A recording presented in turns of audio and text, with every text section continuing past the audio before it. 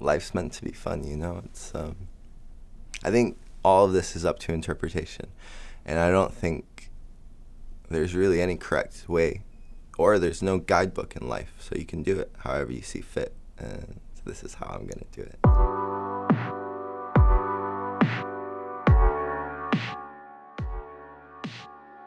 I believe we're in a position, as our band is getting bigger, that we can implement certain philosophies and ideologies to progress into a brighter and better future for our generation to be remembered by. We've extended ourselves so much as Palais Royale that, you know, it's oftentimes vulnerable, you know. That's, for most people that's read my book, that's often the word that sums it up, is vulnerable, which I think we all are in a state of vulnerability. And I kind of extended myself in that way, thus, as we do in our lyrics and in our music, to be an open format so you can see yourself in me as I saw myself in other artists that I love. I think it's very important for everything in this digital age. It's not physical, you know? It's so easy to be forgotten when something's not physical. That's why it was so important for the band. We released the Royal Times, which is a newspaper that's mainly focused on consciousness, our own and our fan bases.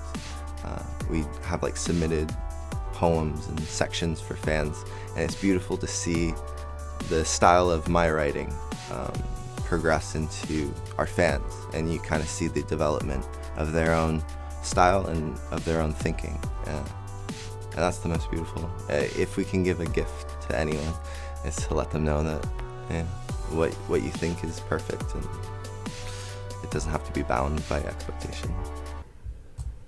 What the fuck, man? There's so much time on tour, especially when we were in our van state. All you could do is sit for 15 hours or something driving. I would use that to write my books of existentialism and metaphysics, and just think as compulsively as I could. When Remington and I first went to LA for meetings and stuff, we took a cab. This was before Ubers.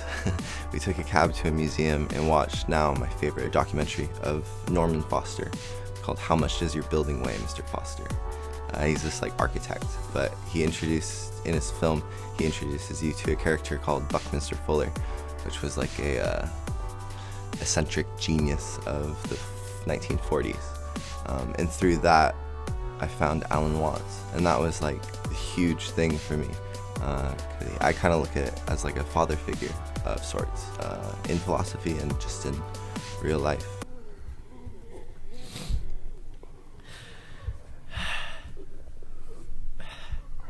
God damn it. Finding my own place in existence was, it's almost like I took a transcendentalist thought of finding isolation through nature, and going away from people in general, and finding your own thoughts and what makes you happy and what makes you tick, and even what scares you. When I was 15, I locked myself away for a year and covered my bathroom floor, ceiling, closet, everything. I stopped showering. I started drawing in there. I got a little weird. I started drawing as much as I do out of the pain that I have.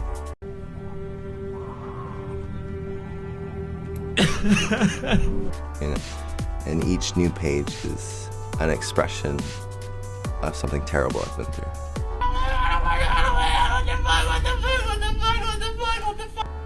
Through my sketching, I'm an architect. I'm planning for the new world called Calypso. Remington and I are going to build an island off of Greece. It will be an ode to Mont Saint-Michel. I've always been in love with retrofuturisms. And in the 1920s, there was a big movement of sketchers that never got their buildings made, but it was ideologies and these grid maps of imaginary cities. And for the past 2-3 years, I've been sketching our imaginary city, which actually is the location of where Boom Boom Room is located. And in the future, we have 2 conceptual albums that tie into films. It's called Wasteland and Wonderland. and it follows the story of the Lost Boys and the revolutionists in this this town that we've created, this city, this island called Calypso.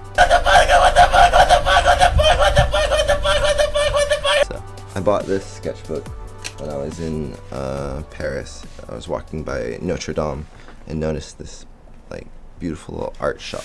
The first drawing is of the upper section of Mont Saint-Michel.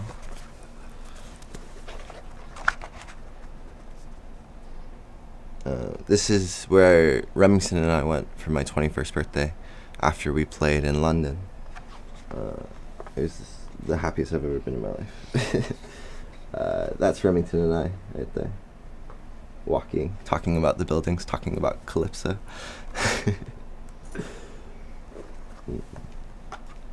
And there's little hidden meanings and messages behind everything, like Dolly's dripping clocks. I felt as if time truly stood still there just because there was no Wi-Fi, no internet.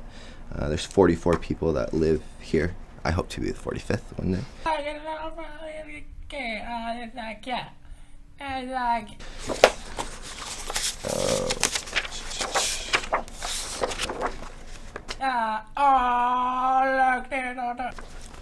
Some ships of my mind.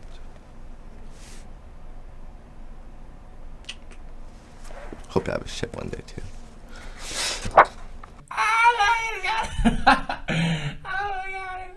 It's got his face in the toast. I'm planning on going to Venice. When were you doing those shows in London? May or after May? Whatever. But going to Venice. Haven't been there yet. Already sketching it.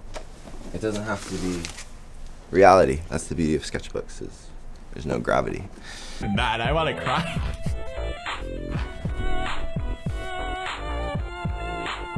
So I've been getting into paradox because I find it fascinating.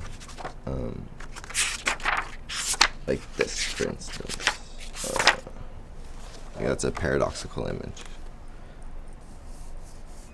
Shouldn't be able to flow like that, but with a sketchbook you can make it. That was like in the city of Mont Saint-Michel. You can see Remington and I kind of wandering throughout everywhere. I remember sketching this at like 4 in the morning. It was happiest I've ever been. This was right in Paris where we were staying, right next to the Airbnb, which was, I think, a huge moment for us. It was like when I was out sketching or something at Notre Dame, or even when Sebastian was in Rome, and like people come up to you and like, oh, Palais Royal. They say it so beautifully. They're like, Palais Royal. I'm like, yes, that band. These are some prints. They smell like French vanilla. I always found it so fascinating that religions in general, they use scent to influence your enlightenment or spirituality, you know, with incense or just certain smells in a church or something. And for some reason, art has never incorporated scent with the image, and I've always wondered why that was. Thus, the happiest I am is when our fans, our beautiful soldiers of the Royal Council, come up to us and tell us that they stopped drawing or stopped creating for years and years and years, and then they saw our band and it gave them the inspiration to do it again and to think and to be creative, and you know, and they say it with a smile on their face. That makes me so happy, just because I know we've all kind of experienced firsthand what it's like to lose inspiration or just feel like you're a stranger lost and afraid in a world you never created. It's very easy to feel like that.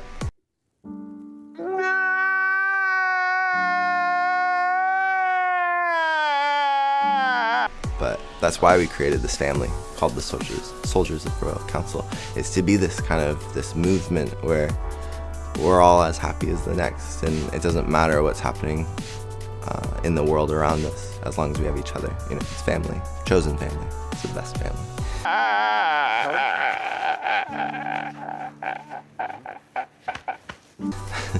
I know it's oftentimes lonely. Yeah, we've all been there. I remember not too long ago, Remington, myself, and Sebastian were just those boys in front of the mirror singing and dreaming and wishing to do it. And yeah, I wasn't too long ago, but it was a matter of putting your mind to it. And it was honestly the realization that no parent, no religious figure, no teacher, no friend has ever told me what all this is about. So if no one's ever told me what all this is about, that means you might be the one with the answer.